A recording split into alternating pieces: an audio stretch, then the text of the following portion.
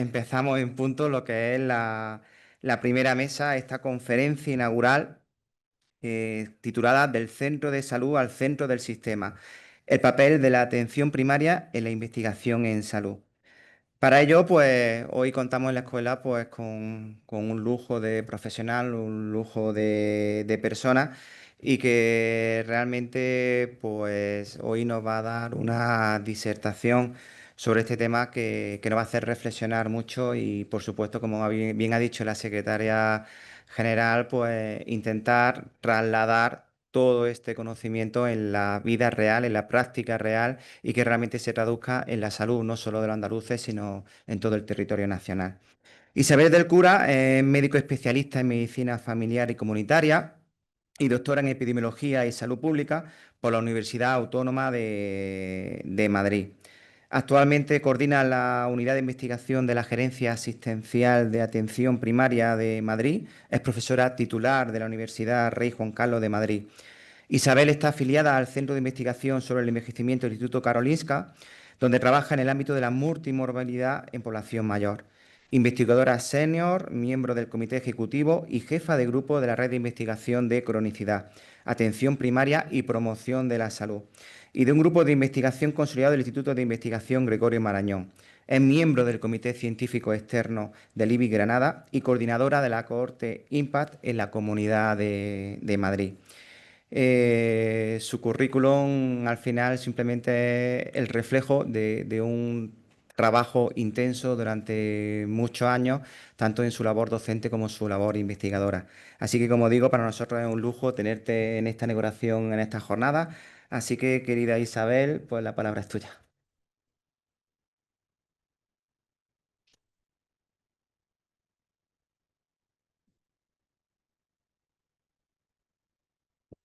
Muchas gracias, buenos días.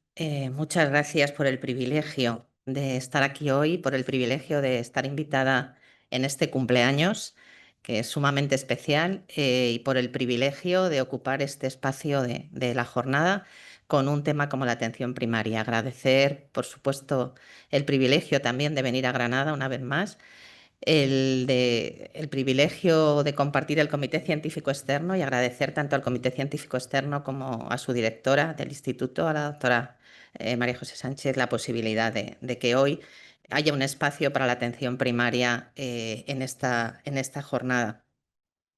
Cuando nos propusieron el título de Centro de Salud al Centro del Sistema, la primera idea que me vino a la cabeza fue el concepto de centro y periferia, y creo que lo van a entender bien.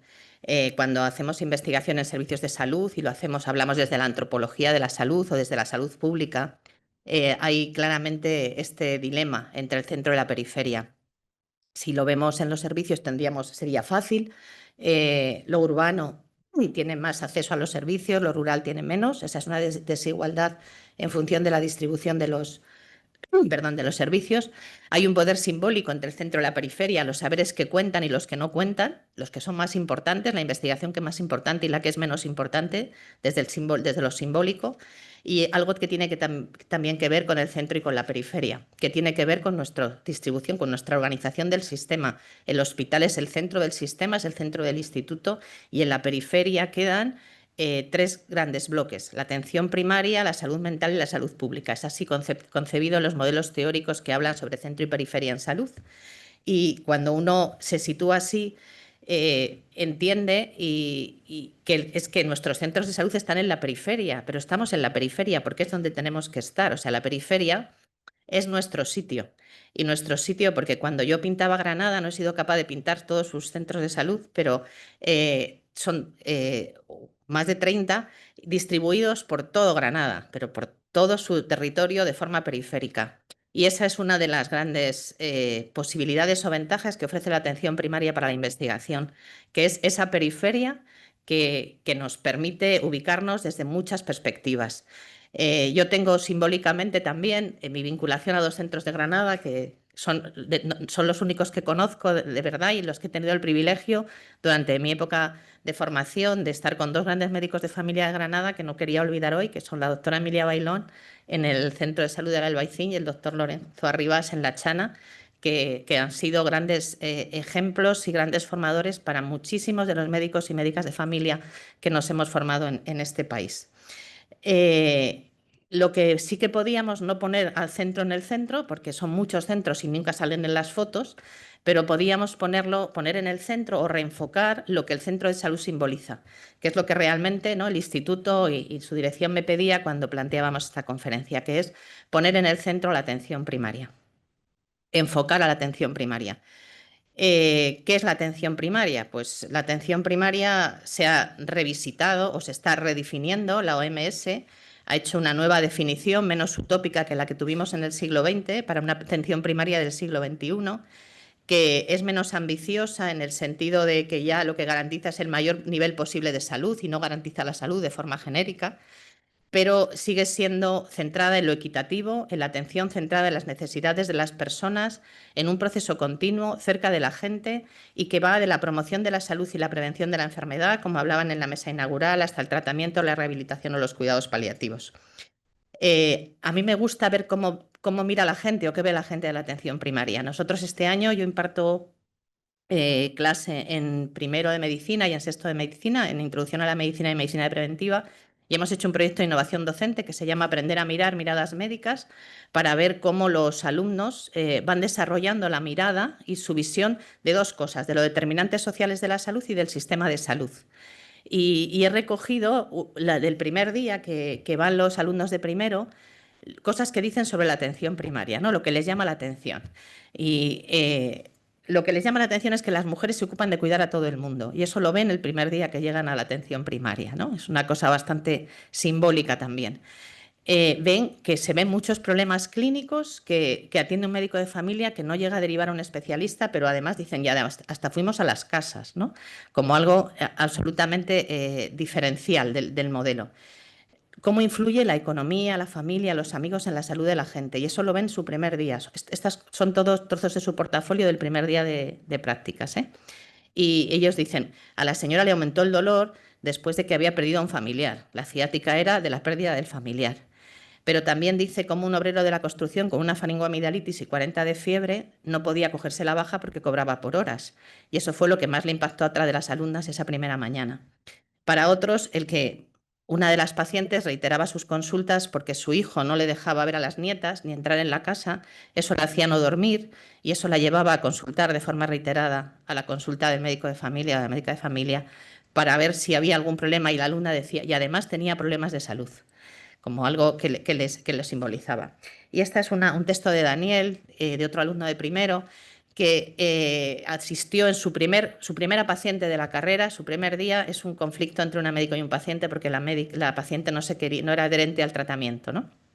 Y lo que al final estaba detrás era que la paciente no tenía capacidad económica para poder financiar todo el tratamiento, y también porque tenía una mala experiencia y era una paciente que no confiaba en las medicinas de alguna manera. Y en ese proceso de negociación, Daniel dice, esta primera consulta me hizo replantearme muchas de las ideas preconcebidas que tenía sobre la práctica médica y especialmente sobre la atención primaria.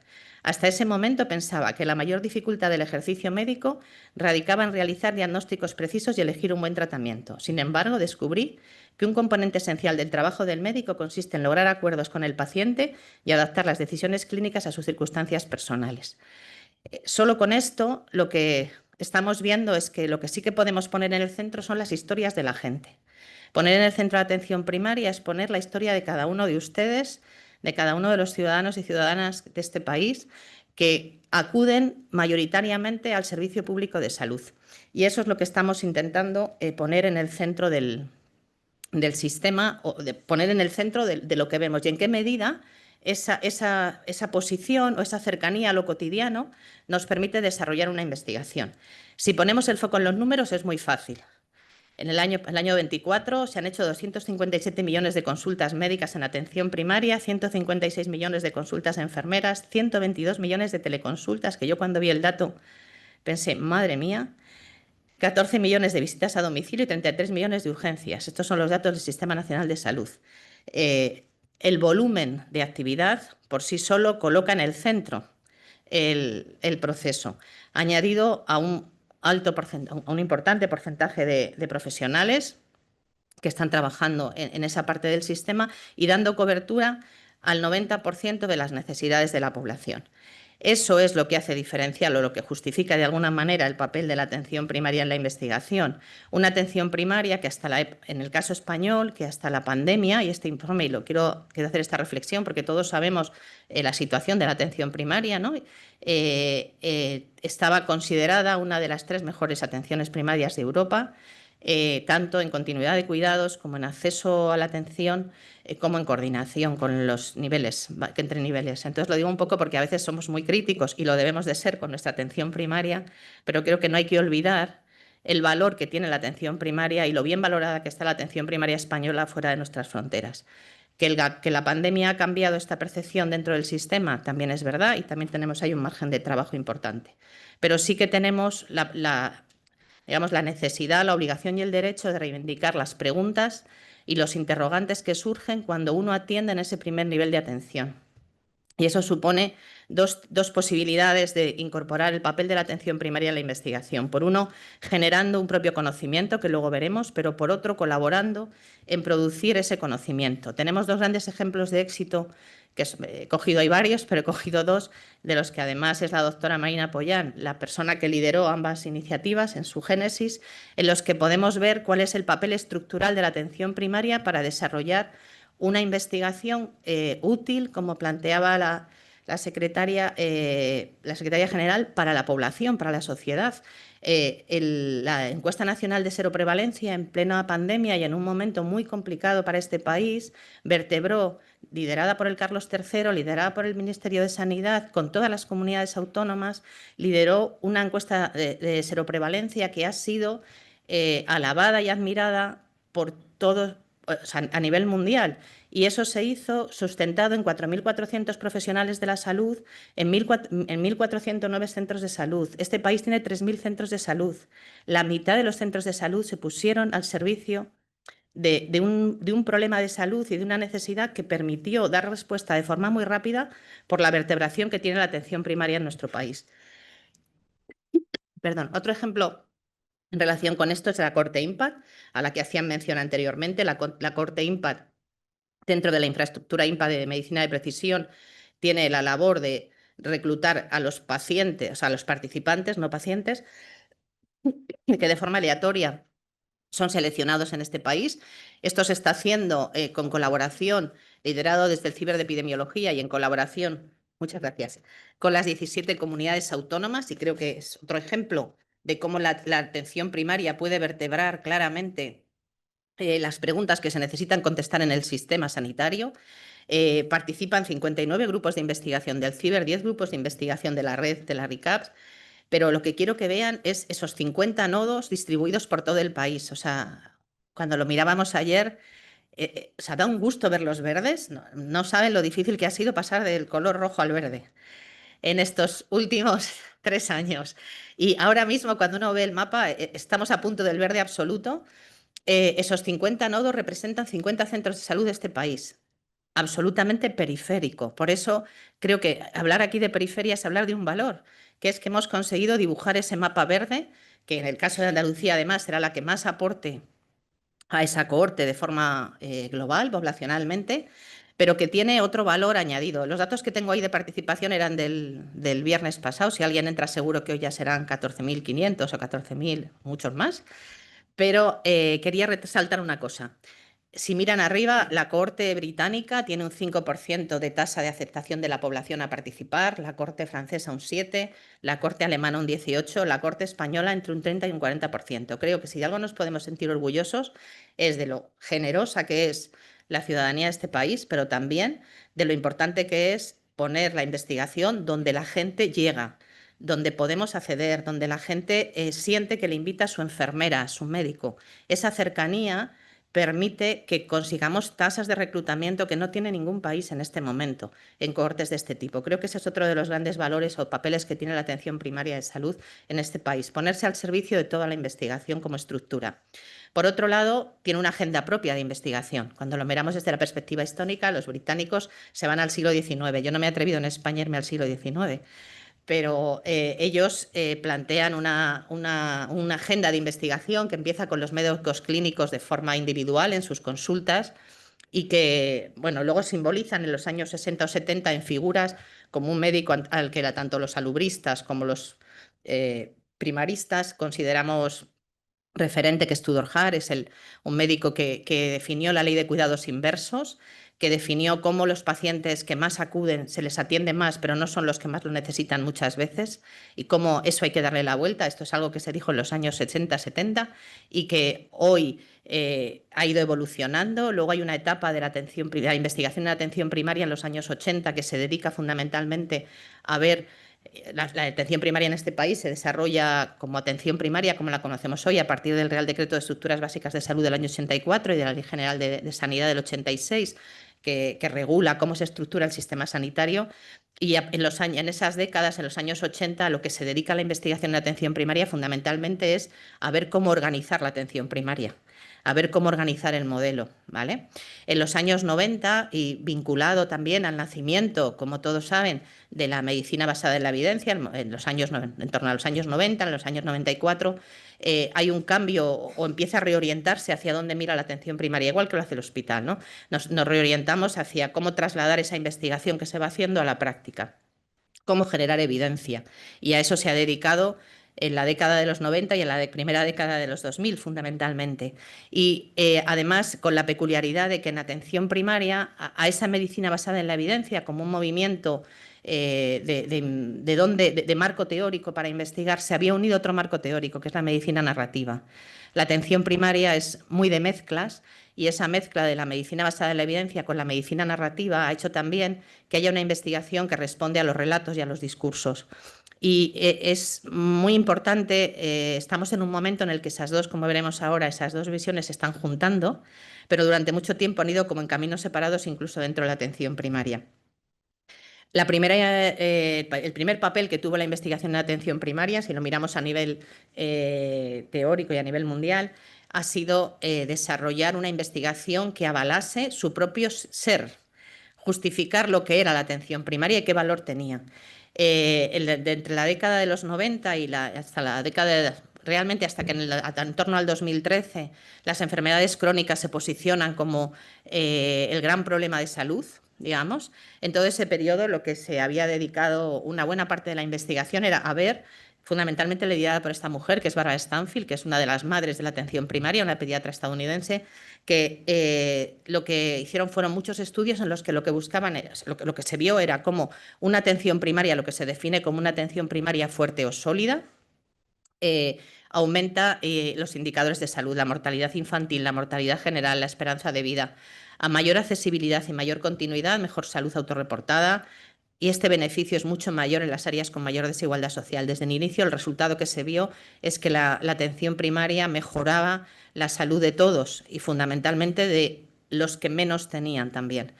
Sus grandes trabajos lo que hicieron fue demostrar el impacto sobre la mortalidad general y sobre la mortalidad específica y por algunas causas como respiratorias y cardiovasculares, y también hay la parte de hospitalizaciones evitables, pero hicieron un modelo que ha sido como simbólico, que es que cuando uno incorpora un médico de familia por cada 10.000 habitantes en Estados Unidos, se reduce en un 5,3% la mortalidad. Quiero decir, esta ha sido como una cifra de referencia a la hora de plantear en qué invertir en los servicios. Posteriormente, si las primeras décadas han sido para ver la accesibilidad, en este momento donde está el foco es en la continuidad. ¿Qué supone la continuidad? ¿Qué supone tener un mismo médico o médica de familia durante mucho tiempo? Hay un estudio noruego que se ha publicado hace 3 años en los que lo que han hecho es ver en la población noruega cuál es el impacto de tener el mismo médico, de que no te cambien de médico durante 3 años y durante, como veis ahí, 4, 5 hasta 15. Me voy a fijar en los 3 y en los 15 como en relación con el uso de servicios. Tener al mismo médico reduce un 13% el uso de servicios, un 12% las hospitalizaciones y un 8% la mortalidad en 3 años. Pero los datos a 15 años son de un 30% en el uso de servicios, un 28% en las hospitalizaciones y un 23% en mortalidad. O sea, el efecto de tener un médico con continuidad para la gente más mayor disminuye mucho la mortalidad. Yo solo puedo, en un día como este, de hacerle un regalo, regalarles a todos un médico o una médica de familia para muchos años, que les dure mucho y que no la pierdan, ¿no? En este momento... Bueno, es una de las intervenciones más efectivas que existen en salud, de las que están demostradas hasta ahora. ¿Cuál es el otro problema? Trabajar la fragmentación. Sabemos también lo que está pasando y la fragmentación del sistema. Este es un trabajo noruego muy reciente, danés, perdón, muy reciente en la atención primaria danesa. Lo que están viendo es que la fragmentación del sistema tiene dos consecuencias claras: el aumento de la medicación potencialmente inadecuada, porque nadie se hace responsable al final de ese circuito, y por otro lado, la mortalidad. El aumento de la mortalidad cuando se fragmenta mucho el sistema. Creo que son buenos ejemplos de cómo se ha construido esa parte. Y luego hay una parte inherente a lo que son las preguntas de la atención primaria que tiene que ver con nuestra principal tarea, que es la investigación clínica y epidemiológica. La investigación para resolver los problemas clínicos y los problemas de la gente, que está centrada, como se ha hablado aquí, en la promoción y en la prevención de la enfermedad, en la historia natural de la enfermedad. Somos testigos de la vida de la gente desde que nace hasta que muere, pero también somos testigos de la historia natural de las enfermedades, y ese es un valor que aporta la atención primaria muy, muy importante para el seguimiento. Las reglas de predicción clínica son básicas entre las preguntas que hay que contestar desde la atención primaria, esos modelos predictivos que nos ayuden a tomar decisiones, a informar las decisiones que tiene que tomar, las que tienen que tomarse también desde la estrategia y desde la política. Y hay un valor que tiene inmenso, que es el valor de las pruebas diagnósticas. Voy a tenerme un momento en esto. Cuando a alguien le duele la tripa y se le hace una ecografía, la probabilidad de que esa ecografía tenga un hallazgo positivo no es igual si yo se la hago en el centro de salud, si se la hacen en la urgencia del hospital. ¿Por qué? Porque la prevalencia de la enfermedad, la probabilidad de que alguien venga con un dolor de tripa y sea un cuadro abdominal agudo que requiere una cirugía, es bastante diferencial en el centro de salud que en el hospital. Las pruebas en sí mismas no tienen un valor, el valor lo tienen aplicado a la población que ven. El dolor torácico de una paciente que llega al centro de salud, probablemente nuestro resultado de la prueba diagnóstica tenga un valor predictivo diferente a cuando llega con el dolor agudo al hospital, ¿vale? Lo que quiero es que pensemos en eso, desde las pruebas. Es muy importante que veamos el valor predictivo de la ecografía en un montón de patologías desde la atención primaria, como se está haciendo, y de otras múltiples patologías, pero también lo es que investiguemos en el valor predictivo de los síntomas y los signos. Creo que si hay otra cosa que aporta la atención primaria es ese poder investigar en el valor de los síntomas. Cuando la gente dice estoy cansado, me mareo, estoy triste, estoy de los nervios, todo eso tiene un valor predictivo de algo. A veces es enfermedad, a veces solo es dolencia, a veces responde a otros problemas que no son sanitarios. Y eso tiene un valor predictivo que también hay que estudiar, igual que si fuera un síntoma clínico. Por otro lado están los tratamientos y las intervenciones, tanto farmacológicas como no farmacológicas. Y también en este momento, y ha hablado el vicerrector de la IA, también hay las intervenciones que están mediadas por IA. En este momento estamos implementando muchas intervenciones, por ejemplo, para la lectura de electros, para la lectura de imágenes, para muchas tecnologías en las que la IA está tomando un papel protagonista. Sin duda tiene un valor, sin duda tenemos que trabajar hacia eso, pero le tenemos que exigir a la IA, yo digo lo mismo que les exigimos a los fármacos, que demuestren que son efectivas o que son eficaces, y que cuando van a sustituir a un profesional realmente puedan hacerlo, ¿vale? O cuando van a tomar una decisión. Creo que son buenas soluciones para informar, no siempre para decidir. Entonces, un poco ahí creo que tiene un papel importante que testemos este desarrollo tecnológico también en la práctica clínica diaria. Hablar de adecuación, de adherencia o de seguridad. Pero quería centrarme en las enfermedades crónicas. El 80% de las consultas de atención primaria en este momento son en enfermedades crónicas. El umbral de lo que llamamos la multimorbilidad, que es tener más de dos, a partir de los 60 años va para el 70% de la población. A partir de los 70 ya ven ahí que estamos rozando el 90%, y si tenemos suerte de ser unos venerables ancianos, tendremos un acúmulo de enfermedades que llevarán ligadas un buen número de medicamentos. El envejecimiento de la población tiene este coste para el paciente y para el sistema de alguna manera, pero esto supone una cosa que también se investiga desde la atención primaria, que es lo que se llama un modelo aditivo secuencial. Cada vez que yo tengo una enfermedad nueva, tengo un tratamiento nuevo y empiezo a acumular, acumular, acumular, y una de las dificultades del sistema es cómo abordar esta parte. Y cómo abordar los cuidados. Si hay algo también a destacar en la última década de la investigación en primaria es el papel relevante de los cuidados, el papel relevante de la investigación de enfermería, que ha aportado un gran valor a lo que supone la investigación en primaria. Y esto se hace centrado en las necesidades de las personas. Hemos dicho, es una investigación que aporta necesidad centrada en las personas en lo cotidiano.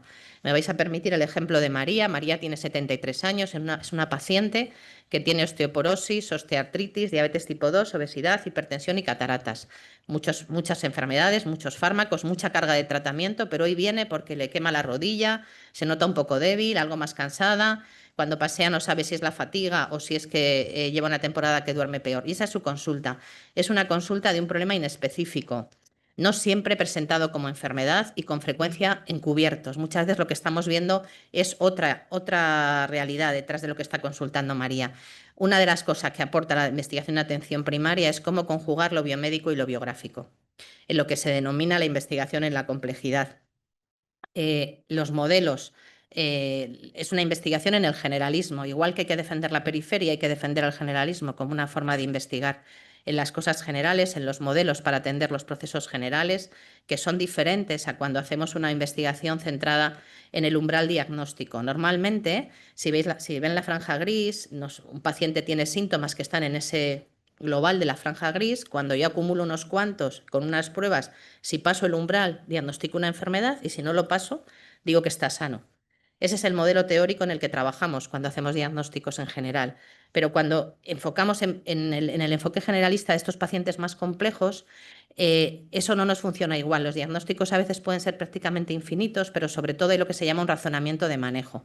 Esa investigación solo se puede hacer desde la atención primaria, que es ese manejo de establecer realmente cuáles son las prioridades del paciente. A veces con tanta patología, con tantos fármacos, no hay una única vía, no hay una única alternativa. Y hay que explorar con el paciente ese proceso en un modelo que se ha llamado reconozcamos todo lo que pasa, prioricemos lo que hay, personalicemos con el paciente, ¿vale? Es un poco como este cambio de enfoque de modelo. En en una paciente que vive en un modelo de familia cambiante, desde los modelos que conocimos a los que conocemos, y en un contexto en el que estamos obligados a pasar consulta mirando a la calle, hacer una educación de salud basada en los determinantes de la salud y unas intervenciones basadas en las causas de las causas. Esto es lo que se llama una investigación orientada a la comunidad, como el sitio en el que vive la gente, como una investigación basada desde el punto de vista antropológico en lo periférico, ¿vale? Eso no significa nada más que basada en los determinantes sociales de la salud, que es lo que articula la situación social y que obliga a una investigación intersectorial y a una investigación interseccional. Las soluciones de esta investigación no están solo en lo sanitario, tenemos que ir hacia lo social, a trabajar con otras instituciones también de otras áreas, pero también cuando hablamos de la investigación interseccional, a pensar que las cosas que estamos viendo tienen un marco diferencial en función de las desigualdades. Y eso tenemos que hacerlo. La investigación en servicios de salud, además de la que he contado inicialmente, que ha servido para avalar el valor de la atención primaria, actualmente uno de nuestros principales problemas es la falta de profesionales. Hay una línea de investigación muy potente en cómo captar y cómo reclutar profesionales, que tiene una necesidad de que se evalúen y se valoren todos los modelos. España tiene muy poca cultura de evaluar. Si miramos a los modelos británicos, están evaluando cómo funcionan los nuevos perfiles de la atención primaria, qué pasa con el triaje online de la demanda, con las teleconsultas, con los accesos directos. Están viendo que hay todas estas intervenciones que estamos transformando en la atención primaria, mejoran algunas cosas, pero rompen la equidad. En general, la gente con más nivel cultural, con mayor nivel económico, tiene mejor acceso también a lo tecnológico, y eso tenemos que ser cuidadosos porque estos cambios de la atención primaria pueden estar rompiendo a veces esa accesibilidad y hay que revisitarlos. Les recomiendo una conferencia muy interesante de Sara Calderón que habla de este tema que hizo recientemente en el País Vasco. Otra forma de ver los servicios de salud tiene que ver con ejemplos como el que les voy a ver qué investigación hacemos, por ejemplo, en cáncer. Además de las actividades preventivas, estamos trabajando en líneas de largos supervivientes. Afortunadamente, tumores como la mama van decreciendo en la mortalidad desde hace 20 años, casi a una velocidad del 1,8% cada año, Esto supone que hay un montón de mujeres en este momento largas supervivientes de cáncer de mama. Pasa al igual, afortunadamente, con algún otro tumor, pero la mama es el más relevante. Y lo que estamos trabajando en la investigación en primaria es cómo vamos a coordinarnos entre todos, cómo vamos a hacer ese seguimiento a los 5 o 10 años después, donde el consenso entre sociedades científicas ha sido las mujeres deben pasar tras un tiempo a seguimiento por la atención primaria. Esa transacción, esa traslación de los pacientes de un nivel a otro en patologías tan relevantes como estas exige una investigación directa ligada a cómo se usa el servicio, a qué comorbilidades se presentan, a qué diferencias hay.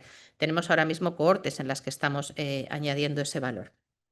Esto lo hacemos con métodos muy diferentes. Solo voy a destacar el papel de los ensayos clínicos. En cuanto a los fármacos, la mayoría ensayos clínicos independientes que lo que buscan es responder a aquellas preguntas que tienen que ver con reducir pauta de antibióticos, hacer pautas diferidas. 5 minutos, sí, muchas gracias. Y lo que tiene que ver con ensayos clínicos pragmáticos, es decir, que como ven ahí en ese diamante se acerca fundamentalmente a hacer criterios lo más parecidos a la gente que va cada día a la consulta. Y eso permite que luego la traslación del conocimiento sea mucho más rápida. Hacer lo que se llaman las intervenciones complejas, que es a dibujar las intervenciones que hacemos en los contextos donde suman muchas cosas en la intervención, ¿vale? Desde quién la hace, al tipo de barrio, a otro tipo de conceptos. Cuando hablamos del tipo de barrio, del tipo de centro, he puesto el ejemplo de Madrid porque es el que conozco mejor. Esos son los centros de salud de Madrid distribuidos y lo que ven arriba es la V de la vulnerabilidad, esa V de la Comunidad de Madrid, que son las rentas más bajas de la comunidad o las rentas más bajas de la ciudad, que es el dibujo de abajo.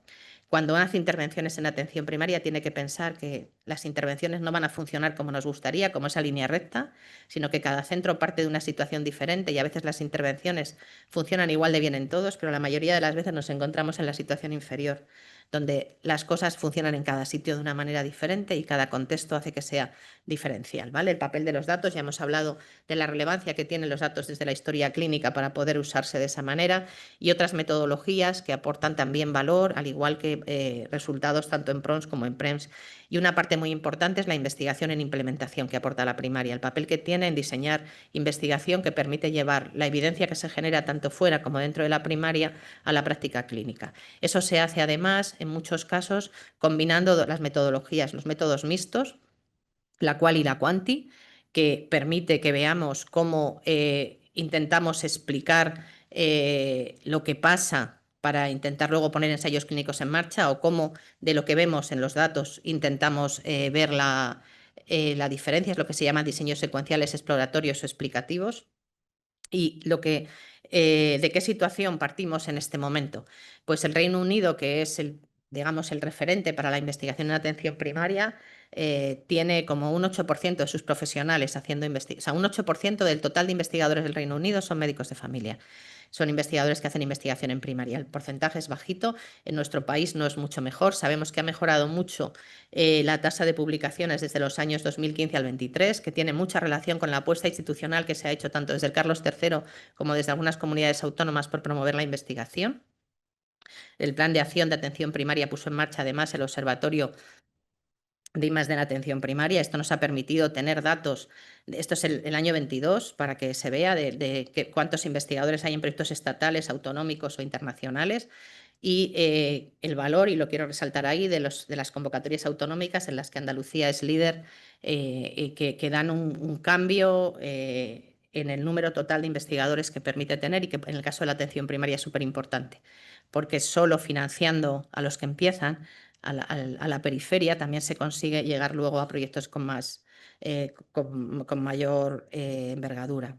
Las estructuras de investigación, tenemos tanto unidades de apoyo metodológico como unidades de investigación en atención primaria y hay estructuras estables. La participación en el ciber de la primaria es más simbólica, hay una red propia y la participación en los institutos, claramente la alianza de los institutos que lidera la doctora Pilar Galloso, ha trabajado en el problema de la atención primaria o en cómo incorporar la atención primaria, que ahora podemos compartirlo y destacar además que se ha buscado el fomento de la investigación en atención primaria en la sociedad, ¿no? En ese documento. Me parecía algo muy relevante. Y para finalizar, tenemos unos cuantos retos por delante. ¿Qué papel tiene de futuro, ¿no? Cuando veíamos ahora mismo, pues hacer esta investigación clínica útil, alineada con las necesidades de los pacientes y con las prioridades y necesidades del sistema, La cocreación o el codiseño de la que ayer hablábamos también tiene este papel aquí. Hay que hacer una reflexión dentro del propio equipo de atención primaria. Necesitamos jugar todos con la misma camiseta, no tenemos que fragmentar los equipos en la investigación, cada uno tiene que tener su papel del juego, pero yo creo que eso hay que intentar no fragmentarlo, hay que innovar en la formación metodológica, hay que hacer otras cosas, estamos haciendo ya otras cosas para que la gente se motive, se enganche, le hagamos una formación basada en la práctica, que consolidemos estructuras de apoyo que no sean solo estadísticas. Creo que este es uno de los mayores riesgos, es olvidarnos que la epidemiología y la metodología van más allá de la estadística, hay que conocer el contexto para poder desarrollar esas investigaciones, las alianzas con otras instituciones, sin duda. Los recursos, que no era difícil pensar que esta es una de las claves, hace falta dinero y tiempo, que son dos claves importantes, y ahí ha habido iniciativas desde muchas instituciones para favorecerlo. Quería contar solo dos iniciativas. Una de ellas, la primera, son del Reino Unido. La primera se parece mucho a lo que podemos hablar de las intensificaciones en nuestro contexto. La segunda, el Reino Unido, para reclutar médicos, durante el periodo de la residencia y fidelizarlos, está empezando a hacer un programa de mentorización en el que los residentes tienen un 75% de formación clínica y un 25% de investigación. En el caso británico, vinculado a la universidad. En nuestro caso sería a lo mejor vinculado a los institutos, a otras estructuras, pero a lo mejor hay que empezar a pensar en otras ideas de este tipo. Y creo que hay que dar esa visibilidad a los resultados de investigación, ese poder simbólico del valor de la investigación. Si los institutos cuentan también la investigación que se hace desde atención primaria y la ponen en valor, harán que esa periferia se acerque más al centro. Este es un poco el papel que socialmente tiene la investigación en atención primaria, que es favorecer la equidad una vez que se han identificado los problemas de salud de la ciudadanía, y científicamente en generar evidencia sólida para una mejor atención sanitaria que nos lleve a una salud óptima para muchos, que es la diferencia cuando trasladamos la investigación etiológica a una investigación translacional.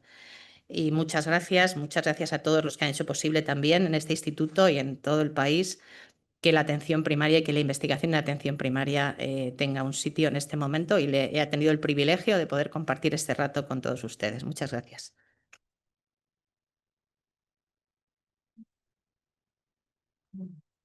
Muchísimas gracias, Isabel, y sobre todo, muchísimas gracias por la magnífica presentación y sobre todo por, como me está mirando la doctora María José, por ajustarte perfectamente al tiempo de la jornada, que eso era sin duda la mayor dificultad.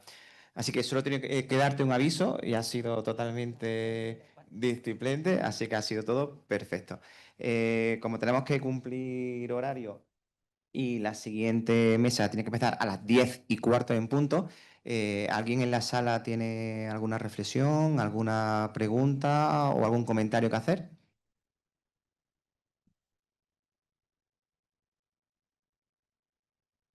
Bueno, voy a romper el hielo.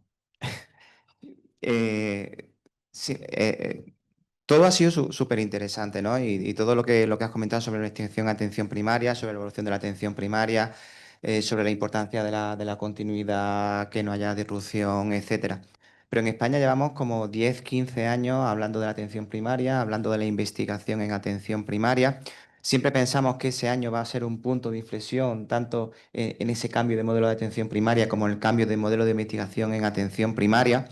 Y siempre hay una serie de dificultades, de barreras que obstaculizan ese salto potencial que tiene la atención primaria española. Es verdad, nosotros somos muy críticos con la atención primaria, lo digo por Andalucía y por todo el contexto nacional, pero es verdad que fuera de nuestras fronteras el reconocimiento que tiene es totalmente diferente.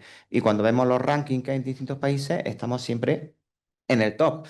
Pero la percepción es una percepción tanto por parte de la ciudadanía como a veces por parte de los profesionales totalmente diferente.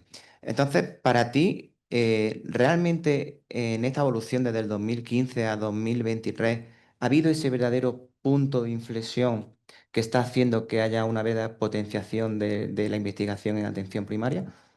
Sí.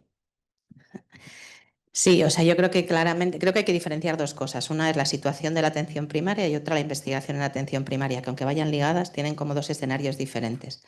En relación con qué estamos viendo del 2013 al 2023-25, lo que estamos viendo es una apuesta clara durante unos años largos de financiación, de toma de decisiones políticas, de los programas de salud del Instituto Salud Carlos III, de una apuesta por la investigación de atención primaria de las comunidades autónomas. O sea, uno ve los resultados de la investigación de los proyectos cuando lo miden publicaciones muchos años después.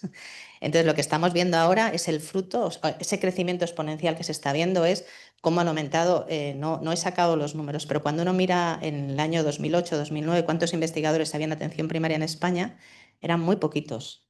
Éramos muy poquitos. En este momento el número es mucho mayor. Los resultados en investigación son mucho mayores. Hay una investigación que está reconocida también fuera y sobre todo se ha generado una investigación útil para aplicarla a la clínica que se está aplicando. Entonces, creo que no hay que confundir esas dos situaciones. Otra cosa es cuál es el problema que atraviesa la atención primaria. La atención primaria ha sido el servicio mejor valorado por los ciudadanos de este país hasta antes de la pandemia. Quiero decir, la pandemia ha trastocado, porque ha trastocado dos cosas. Ha trastocado la accesibilidad, que era el mayor valor, y la falta de profesionales está trastocando la continuidad. Entonces, creo que ese juicio más duro que se le hace a la atención primaria, sin duda en este momento, viene vehiculizado por ahí. Creo que la investigación de atención primaria tiene que ser un elemento que ayude también a buscar soluciones a ese problema. No va a poder poner profesionales, pero buscará la forma de evaluar lo que se está haciendo o de ver cómo hacerlo. Y también creo que hay una responsabilidad institucional en poder motivar y volver a devolver la confianza a la gente en la atención primaria, que es lo que sería ahora mismo también nuestra tarea, ¿no? Entonces creo que hay que ser todos menos negativos, o sea, salir de la queja muchas veces y ir hacia la construcción colectiva. Y creo que eso sí que ayudaría y creo que ahí está un poco la respuesta. Y creo que motivar a los profesionales a que parte de su tiempo o facilitar que los profesionales, la atención primaria ahora mismo tiene múltiples profesionales. Tenemos muchos profesionales que pueden contestar a muchas preguntas desde muchos ámbitos diferentes. Hay que articular tiempo, como se hace en otros países. Hay que mirar a Europa para eso. ¿Cómo se puede articular el tiempo? Garantizando que se cubra la asistencia, pero dando un tiempo a que si queremos que haya investigación en atención primaria hay que poner recursos también para que eso se haga y hay que dar tiempo a los profesionales. Estupendo. Muchísimas gracias. Eh, Vamos a seguir cumpliendo horario y si no hay ninguna pregunta por parte del auditorio. Sí.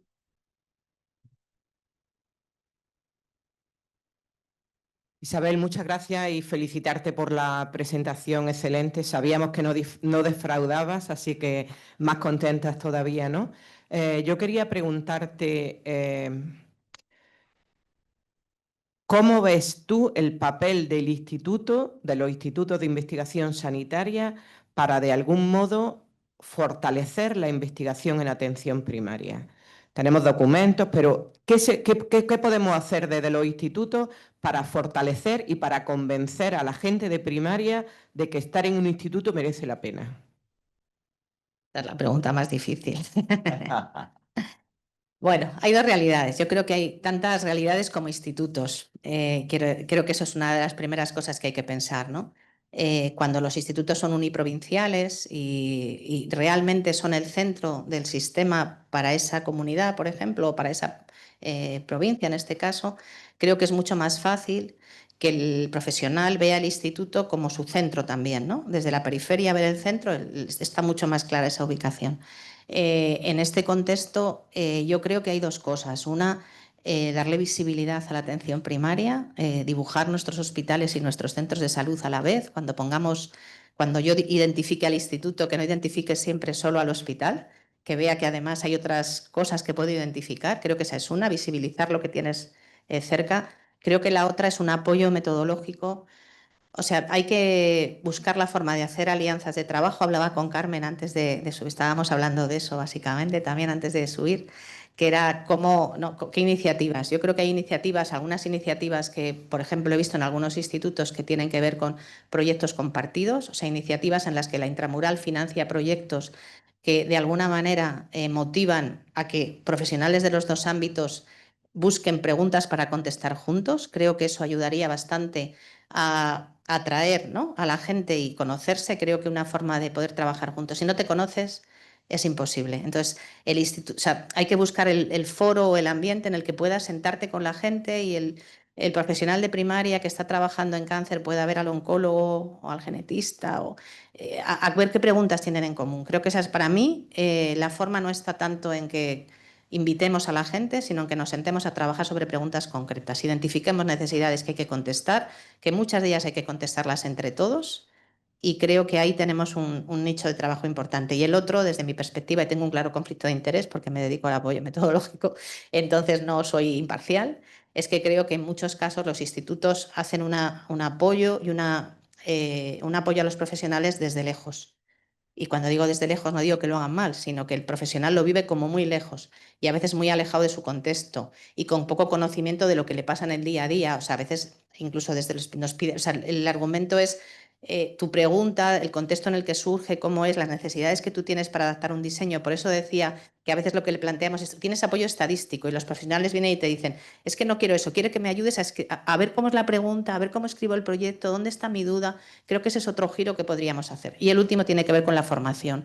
Yo creo que si la formación que se hace y estamos probándola y funciona bien, no es que vengan a un curso de metodología, ni a un curso de investigación, ni a un curso, sino hacemos talleres para diseñar los proyectos y lo que hacemos es que aprendas diseñando tu propio proyecto, que además lo vas a presentar en una convocatoria, que además vas a trabajar con los pacientes que van a ir a trabajar en ese proyecto. Creo que ahí engancharíamos a un porcentaje de profesionales, enfermeras, fisios, psicólogos, médicos, seguro que me dejo a muchos más, que podrían ver el instituto como una buena oportunidad. Yo creo que lo es, ¿eh? Creo que lo son, pero creo que, bueno, muchas veces están lejos realmente. Para muchos centros de salud de Granada, seguro que el instituto está lejos, por mucho que el instituto intente estar cerca, ¿no? Desde esa perspectiva. Iría por las ideas, iría por el trabajo sobre preguntas. Muchísimas gracias, Isabel. Y ya nos hemos pasado 2 minutos sobre el horario previsto, así que empezamos la siguiente mesa. Muchísimas gracias, Isabel.